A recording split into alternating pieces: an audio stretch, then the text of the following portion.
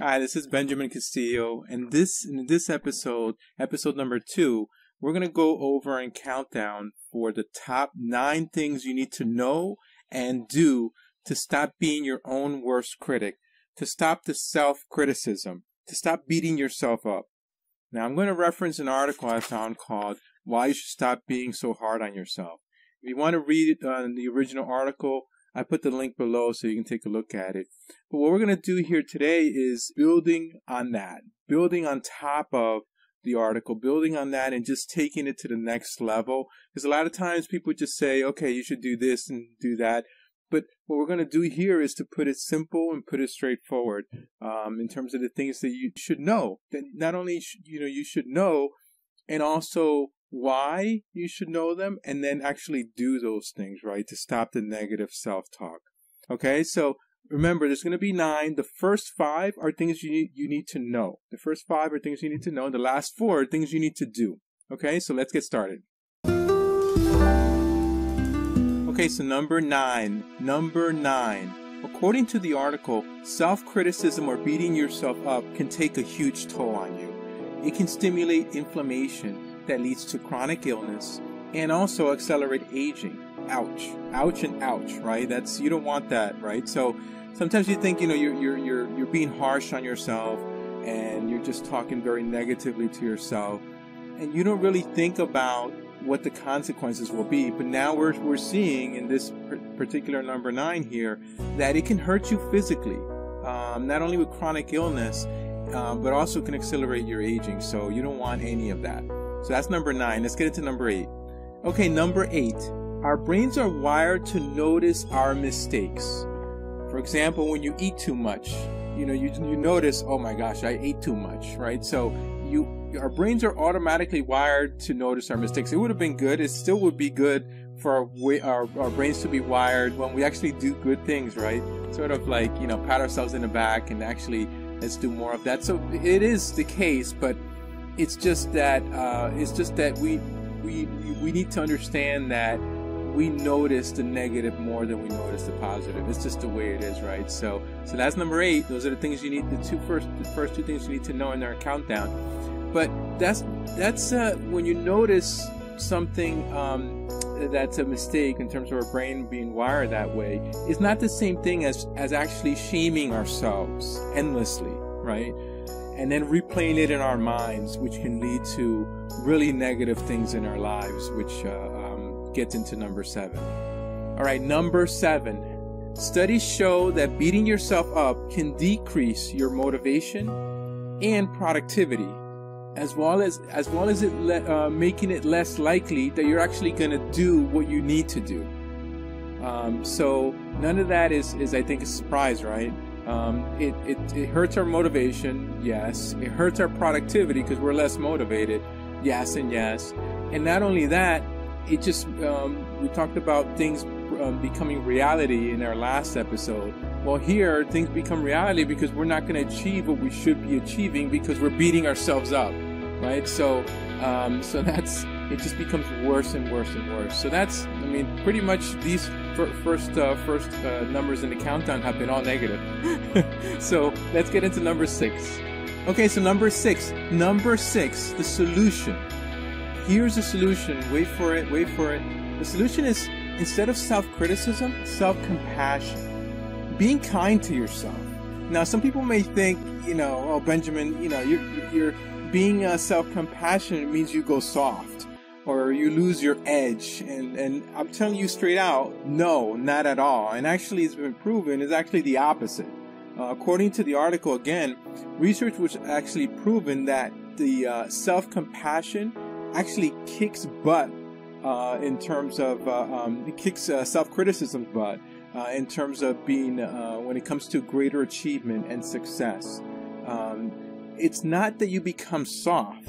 It's that you see yourself separately. You distance yourself separately from that being.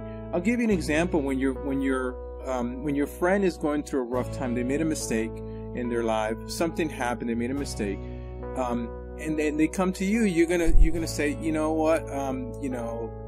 It's gonna be okay. And you support the person, right? You support that person. But let's say if it's you, you're going to beat yourself up, right? So in this situation, what the solution is, just like you're compassionate to your friend, be compassionate to yourself, right? Be compassionate to yourself. And that's something that you need to really understand, that just like you're compassionate to others, you should be compassionate to yourself. And, create that distance. When you create that distance, there's all kinds of names for it in psychology, but when you create that distance, it's actually going to be better for you because you're separating yourself from the situation, just like you're talking to your friend. All right. So that's number 6. So all of these, actually the first number 9, 8, 7, are all about, and 6 are all about things you should know. Now you know, right? These are the things you should know. So now we're going to get into the next ones that are all about things that you can do. Okay, so let's get there now. Okay, number 5. So in the article, it talks about the 3 things that self-compassion are actually made of. But we're doing something completely different here now, right? So we built them in here, but these next 5 are things that you actually can do. You can actually do when it comes to self-compassion, right? So number 5 is this: take a step back. Take a step back, or actually take a step above the situation. We do this all the time in our training. We try to take a step back or step up in the situation to see a different perspective. So now you're going to commit to being self-compassion. You're going to commit to being self-compassion. You're going to say, Benjamin, why would I want to do that? Obviously, look at the other numbers, right, that we talked about in terms of knowing why it's so bad to self-criticize, to beat yourself up. But in here, you want to commit to self-compassion. But the way we're going to do this is this. It's simple, and it's not in the article. It's something that we do here in Vensana all the time in terms of, I mentioned it a little bit in the previous step, in the previous number, is distancing yourself. But here, when you distance yourself, you're actually seeing yourself as a toddler or even as a baby. Look at yourself as a baby, right? So would you shame that baby? Would you actually just, point the finger and saying, you're terrible, you suck, you're horrible, you're the worst? You wouldn't do that to a baby, right? Especially you being a baby, you wouldn't do that. The reason that you're distancing yourself with that baby is that baby's learning. Every day that baby learns. That baby learns more and more. So the last thing that you want to do is to be mean and to hurt that baby. You want to actually make that baby better, right? Have that baby learn, and hopefully give hope to that baby, so that baby never commits that mistake again, and actually is happy that you're there and you're loving and you're kind to that baby, right? So see the baby. You see the baby. That baby is you, and create that distance. And instead of cursing at the baby or shaming the baby, be kind and love the baby. Does that make sense? So that's number 5. That's a huge number 5. Okay, let's go to number 4. Okay, so number 4. Number 4 is actually to do something. Besides the fact that, we talked about number 5, taking a step back and committing yourself to self-compassion and to seeing the baby, you need to do something. So in the article, it talks about meditation and all of that, and that's good. That's good and everything, but we like to simplify things here in Vensana. We really do. Attention mastery is something that we talk about. Attention mastery and actually being at the present moment and breathing. There's different components to all of this. The thing is that you should do something. So just like you're explaining to that baby, you're kind to that baby needs to learn, needs to understand, right? So obviously you're watching this video, you're getting your learning and your insights from this video because you're interested to learn more. That's what you need to do. You need to learn more, but then also do something with that learning. Take advantage of it. Now I'm going to do a little plug-in for our free life and wellness training. Listen to the free life and wellness training. The link is here in the bottom here. You'll see the link to it. It's free and you're going to enjoy it. It's a free life and wellness training, and it tells you some of the things that you can actually do. All right, so that we get into in terms of our training, in terms of the folks who actually work with us from a private portal perspective. So that's number 4, do something. All right, let's get to number 3. All right, number three is to meet the critical self-talk, meet it head on.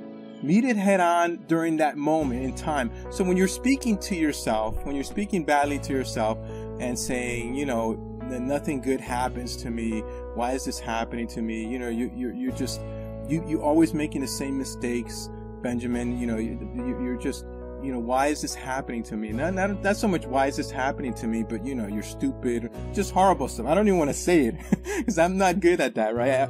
I practice my thinking to only positive and neutral things coming out of my mouth. So it's hard for me to actually say those things, but you get the point. The point is that when you find yourself shaming yourself, beating yourself up during that moment in time, present moment, again, practicing the present moment, you're not thinking about the past, you're not thinking about the future, you're thinking about right now, what's happening right now, and you find yourself talking bad to yourself, criticizing yourself. One thing you could do is respond by saying, if I, for example, if I said to myself, I'm not good enough, I'm responding to this myself, and I'm saying, actually, Benjamin, you are more than good enough. You're more than good enough.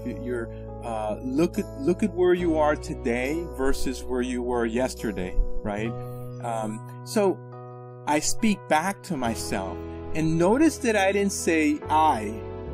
That's something the article doesn't talk about, but we're very much into, which is I say my name. I'm speaking to the person, so I'm speaking to the baby, and I'm saying, you're better than that. You're gonna get through this, right? This is something that you're gonna get through, and it may feel weird. You may be thinking, Benjamin, this is so strange and so weird. Yeah, it may be weird, and it may sound strange, but it actually works. It really does work, because your self-conscious is thinking. There's a lot of things that we don't need to get into this video. There's a ton of stuff that we go over in the training, but it does work. It does make you think and get you to the next level as a person. We always say better than yesterday, right? So it may sound weird. It may be weird. If you think it's weird, you can write the things that you want to say to yourself. But you should do it. You should try it. The point is that at that moment in time, you meet the critical self-talk with the positive, with the optimistic, with the kind, with the self-compassion talk at that moment in time, right? So there are things. And the other thing I do want to mention, I'm not sure if I'm going to put the actual link here, but we do have a resource that gets into what are some of those things you can actually say when you're talking badly to yourself, right? So we do have a resource for you on that. I may put that on the link. I think I will, now that I think about it a little bit more. I think I will, because you can click on that link. It'll get you to the resource. And in that resource, it basically gets into this thing that we call these power commands. You know, it's these power commands that you can use to really combat the self-criticism and the negative self-talk, right? So these and they're private. These are private power commands that you can use, and it's a resource that's there, right? So again, I'm not going to talk too much about it, but I'm going to leave the link there for you to take a look at it as well. So there's a lot of links going on here, okay? So that's number 3. Number 3 is, at that moment in time, meet the critical self-talk head on, and actually, you know, combat it by having the great responses that you need at that time. All right, let's get to number 2. Number two is, it's an end-to-end situation, right? So remember what we said earlier. You notice, you take that step back, right? You notice what's happening. So that's important that you notice what's happening. Then sort of you notice the before it's happening. You notice, right? You notice that you made the mistake. Okay, I made the mistake. I noticed that. Okay, that's fine. During, if there's some there's some self-criticism, if you're starting to beat yourself up, okay, here's some resources for you to try in terms of combating that, and resources that and sayings that you can actually say to yourself and say it in your name to yourself to really combat that. And then after, right? So before, during, and after. So after is, notice the difference between the times that you self-criticize yourself, what happens afterwards, how do you feel, versus the times that you're actually showing self-compassion. You're actually building up that baby we talked about, right? So what is the difference in terms of how you feel? The reason this is important that you notice the after, not just the before, during, but also the after, is because you can reward yourself. There's a whole bunch of training that we do when it comes to rewards. Rewards are huge. Rewards are extremely, extremely important because they can change your behavior. And now, because of the fact that you're noticing that not only the before, during, and after, you're noticing that you actually feel good after you build the baby up, after you build yourself up, versus just shaming yourself all the way down to the ground. You may do it more and more and more, right? So that's number 2. Notice the before, during, and after sort of end-to-end scenarios. All right, let's get to number 1. All right, number 1, I think I gave it away already, and that is reward the baby. Reward the baby. So the baby's there. Reward the baby. You know, anytime you make the right choice of actually, showing self-compassion to yourself versus showing self-criticism, do something that's cool. Do something that you like, do something that's great, so that your brain triggers, hey, I'm being self-compassionate. Now I'm going to actually get a reward, right? So there's a whole scientific study in regards to that, but and we talk about it in the training. But just for now, know that even if it's a little, like for me, I like dark chocolate. I very much love dark chocolate. I'll have a little dark chocolate, right, when I make the right decision. So it's a self-programming situation. So that's number 1, right? So all of that, I hope that this was helpful for you. I hope this was helpful. Sometimes we are our worst enemies. We are our worst critics. It's just so bad. I'm not sure. Science thinks it's because when our ancestors were around, the people who were just walking around, feeling positive and sort of happy all the time, they were eaten up by these tigers and lions that were out there, right? Because they really didn't really see the bad things that can happen. Whereas the people that were always afraid or scared, they're the ones who actually survived, and those genes have passed along, right? So there's a whole theory behind that. I don't know if I believe that, but the point is that we're past survival now, right? So there's a point where you're surviving. Okay, great. We're all surviving. We can eat, we're breathing, we're doing well, right? So that's surviving. That's different than prospering. You want to prosper. You want to get to the point where you're actually be successful and just enjoy life past the point of survival. Maybe it was that way with lions and tigers running around everywhere, but now we're past that. Let's get past our fears. Let's get past the negativity. None of that is going to help us in a way that's going to make us better, right? It's not, right? We need to look at what the proven research shows and actually learn. So have that baby learn more and more, and give that baby kindness and give that baby love all the time. All right, all the best. Take care, and I'll see you guys next time. Actually, before I go, I do want to remind you, what you need to do.